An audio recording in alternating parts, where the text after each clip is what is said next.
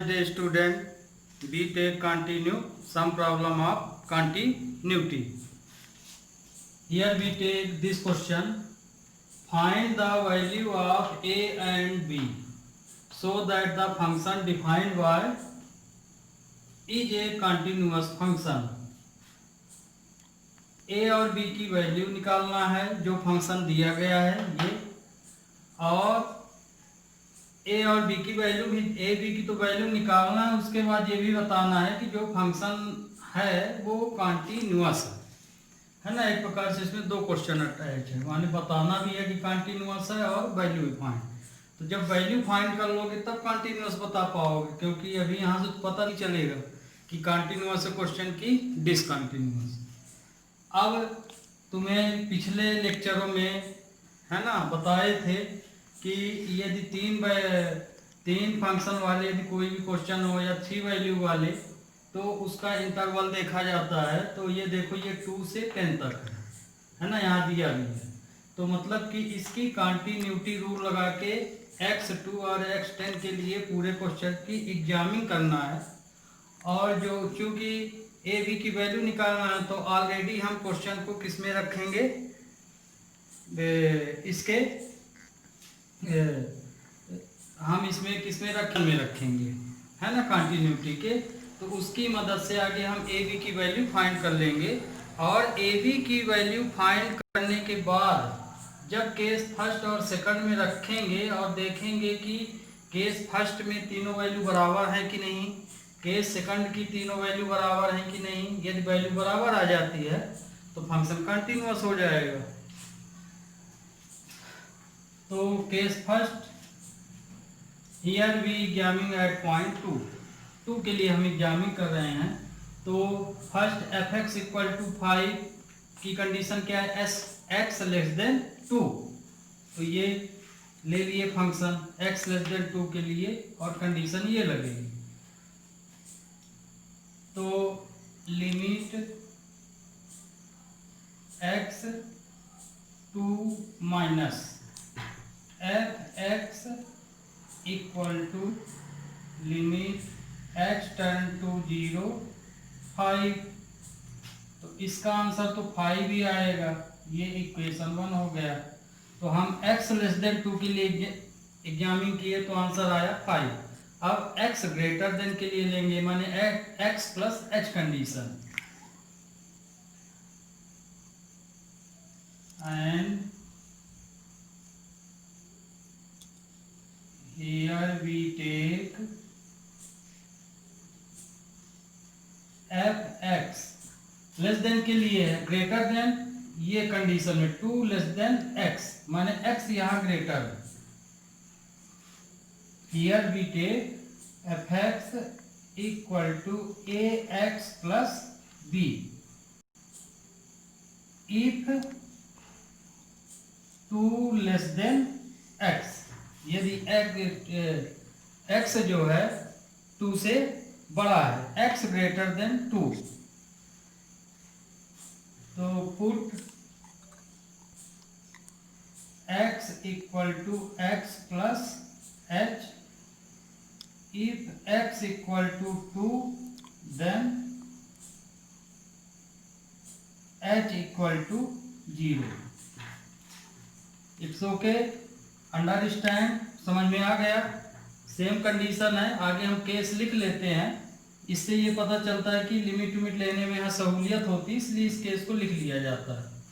अब इसमें भी हम लिमिट ले लें, है ना। लिमिट पता है कि प्लस के लिए लेंगे क्योंकि x greater than 2। Limit x 2 plus f x equal to limit h turn to 0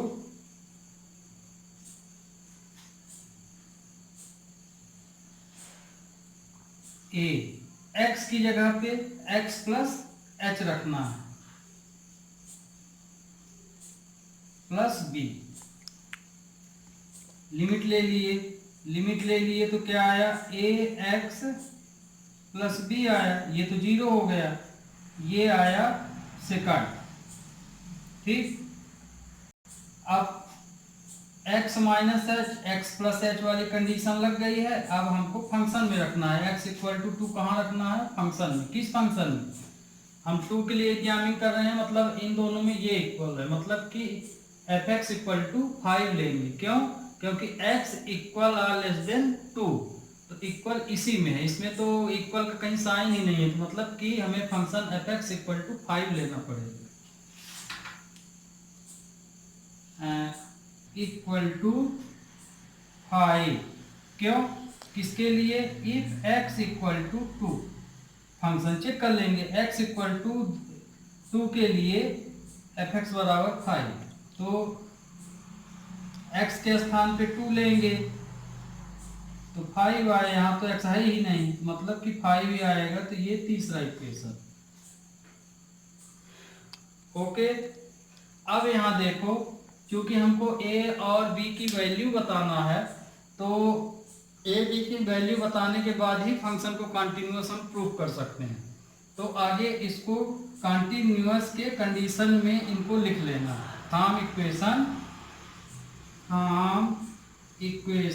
1, 2 and 3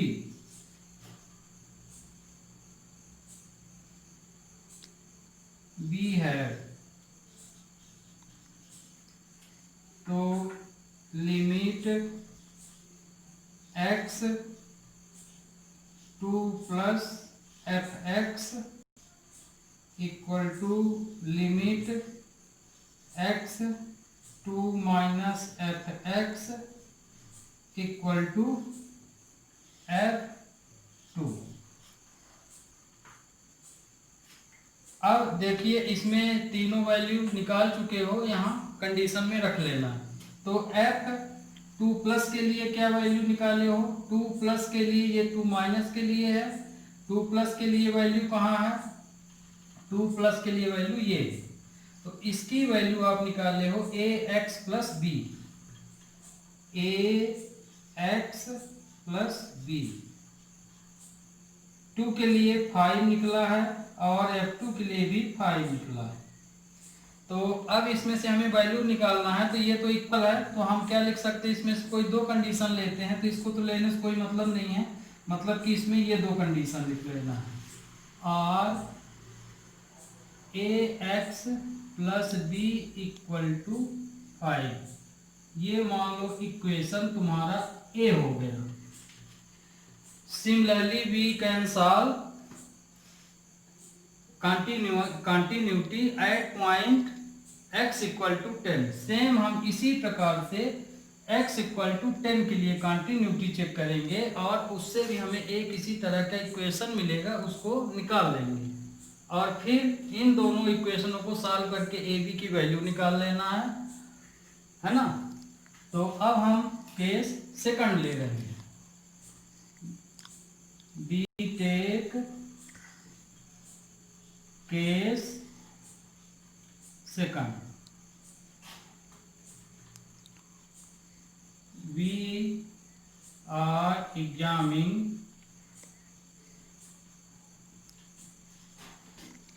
at x equal to 10, और केस सेकंड में x इक्वल टू 10 के लिए हम कंटिन्यूटी चेक करेंगे।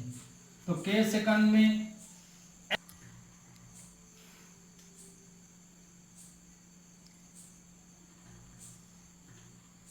here we take f x equal to ax plus b if x less than 10। अब इसी में put करना है, x लेस देन 10 माने x minus H, put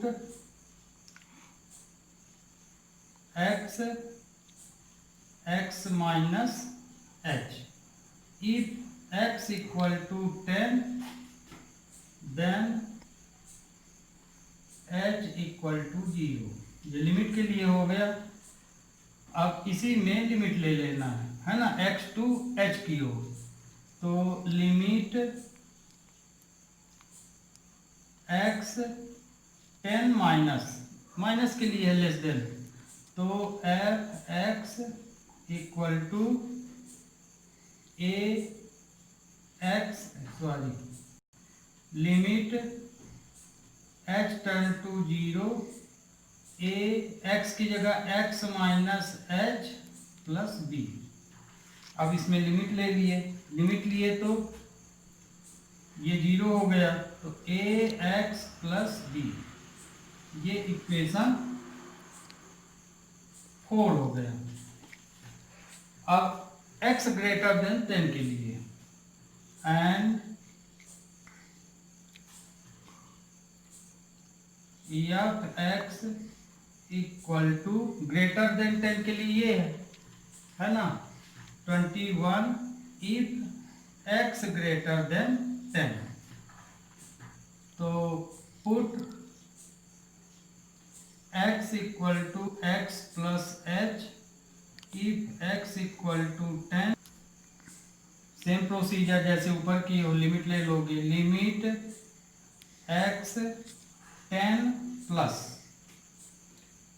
F X equal to limit h turn to 0 21 यहाँ ले लिए, तो लिमिट 1, ये इक्वेशन 5। अब लेस देन और ग्रेटर देन के लिए चेक कर लिए। अब x इक्वल टू 10 के लिए जब चेक करेंगे तो वो वैल्यू हम कहाँ रखते हैं, फंक्शन में। तो x इक्वल टू 10 यहाँ बन रहा है ना ग्रेटर वाले में, तो हम फंक्शन लेंगे F X equal to 21। Also we take F X equal to 21, तो एफ 10 इक्वल टू 21, ये इक्वेशन 6। ये x इक्वल टू 10 के लिए लगा लिए यहाँ पे। अब इसमें भी कंटिन्यूटी प्रोसीजर लगा लेना है। From equation 4, 5 and 6 from equation 4, 5 and 6 we है, तो 4, 5, 6 से limit x 10 plus F X limit x 10 minus F X equal to F 10। तो 10 प्लस के लिए आंसर हमारा क्या आया है 21। 10 माइनस के लिए क्या आंसर आया ए x plus B, A x plus B, और 10 के लिए 21 आया है ना। तो अब इसमें से ये दोनों लेने से कोई मतलब नहीं, मतलब हम इसमें से कोई दो कंडीशन लेंगे, तो ये और ये ले लो, चाहे ये और ये ले लो, है ना। अर्थ आर a x plus B equal to 21, ये हो गया इक्वेशन बी। अब हम इक्वेशन ए एंड बी को सॉल्व कर लेंगे, एनी मेथड, जो भी मेथड आपसे बनती हो, और ए बी की वैल्यू निकाल लेंगे। तो ए बी की वैल्यू फाइंड हो जाएगी, है ना, जो क्वेश्चन में दिया है, find value A and B and so that the function defined by, जो फंक्शन इस वैल्यू डिफाइंड है जिस इंटरवल से, उस इंटरवल के लिए कंटिन्यूअस होगा। तो ए और बी की वैल्यू देखो, अभी समझ लो, क्योंकि इसमें हम डायरेक्ट लिखेंगे ए बी की वैल्यू फाइंड करने के बाद। तो जब हम ए और बी की वैल्यू हम मेथड लगा के, जैसे मेथड का मतलब यहाँ एलिमिनेशन, सब्स्टिट्यूशन, क्रॉस मल्टीप्लाई, जो भी हो, ए बी को सॉल्व करने के बाद जो ए बी की वैल्यू निकलेगी, उस वैल्यू को आप यहाँ पे रखना है। जैसे यहाँ तो रखेंगे नहीं, यहाँ रखेंगे। तो यदि यहाँ ए बी की वैल्यू रखें तो इसमें 5 है, तो ये भी यदि 5 आ जाता है तो देखो यहाँ पे ये वैल्यू 5 आ जाएगी, तो 5, 5 तीनों 5 हो जाएंगे, मतलब कि इधर वाला केस फर्स्ट कंटिन्यूअस है। फिर ए बी की वैल्यू यहाँ रखें यदि, तो हमारा आंसर कितना आ जाना चाहिए 21, 21 है, तो ये भी इसकी वैल्यू भी कितनी आ जानी चाहिए 21। तो हमको फिर लास्ट में डायरेक्ट लिखना है कि from equation 1, 2 and 3 and 4, 5 and 6 we have given function is continuous है ना, गिवन फंक्शन आर कंटिन्यूअस, बस इतना लिखना है। मेन क्वेश्चन है ए बी की वैल्यू ही निकालना।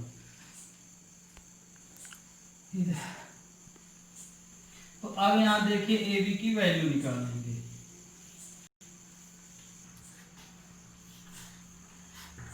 तो अब equation 1 solve equation A and B. A x plus B, second equation आया है A x plus B equal to 21। Sign change cancel, तो यहाँ पे कितना आया, B take equation A and B. तो आपको बता दें ए और बी, क्योंकि हम इस पार्ट को हम मिटा चुके हैं, एक चीज़ यहाँ वैल्यू हम नहीं लिखे हैं। देखो एक्स की वैल्यू 10 रखना चाहिए था, तो हम नहीं रखे हैं, तो भी कोई दिक्कत नहीं है, क्योंकि ए बी की तो वैल्यू निकालना है। तो हम यदि यहाँ भूल गए हैं तो इक्वेशन जब सॉल्व करेंगे तब रख लेंगे। तो यहाँ पे यहाँ भी नहीं रखे हैं और इस केस में भी नहीं रखे थे। तो यदि ऐसी कंडीशन आ जाए तो तुम ये वैल्यू सॉल्व करने के लिए जब इसको सॉल्व करो तो यहाँ रख सकते हो। ओके, समझ में आ गया है ना। फिर से बता देते हैं, जो केस हम यहाँ मिटा दिए हैं केस फर्स्ट। तो देखिए जैसे x माइनस एच कंडीशन लगाए हैं, तो यहाँ हम x की वैल्यू अगले स्टेप में उसमें भूल गए थे, है ना, लगाना। तो लगाना भूल गए थे, इसलिए ये जो वैल्यू आगे हम ये इक्वेशन निकालेंगे तो हम यहाँ पे रख लेंगे वैल्यू, x की वैल्यू जैसे इक्वेशन ए में x की जगह 2 रख लेंगे और इसमें x की जगह 10 रख लेंगे। ठीक, तो solve equation A and B. A x plus B equal to 5, ये ए इक्वेशन था, अथवा or 2a plus B equal to 5 if x equal to 2। हम यहाँ लिखे दे रहे हैं x इक्वल टू 2, ये केस लिए, क्योंकि केस फर्स्ट में नहीं लिख पाए थे, इसलिए x की वैल्यू 2 यहाँ रख दिए हैं, आप समझ जाइए। फिर केस बी ले रही है, बी में भी नहीं रख रहे हैं, है ना, क्योंकि सेम हो जाए तुम्हारा क्वेश्चन। तो and a x plus B equal to 21, ये बी इक्वेशन था। तो यहाँ x की वैल्यू क्या लिए हैं, 10 के लिए एग्जामिंग है, तो 10x plus B equal to 21 if x equal to 10। अब इन दोनों इक्वेशनों को सॉल्व कर लो। आर 2a plus B equal to 5 और 10a plus B equal to 21, इसको हम सॉल्व किए ले रहे, तो माइनस माइनस कैंसिल हो गया, ये आया -8a इक्वल टू 16, तो a इक्वल टू आया 2, ये a की वैल्यू आ गई।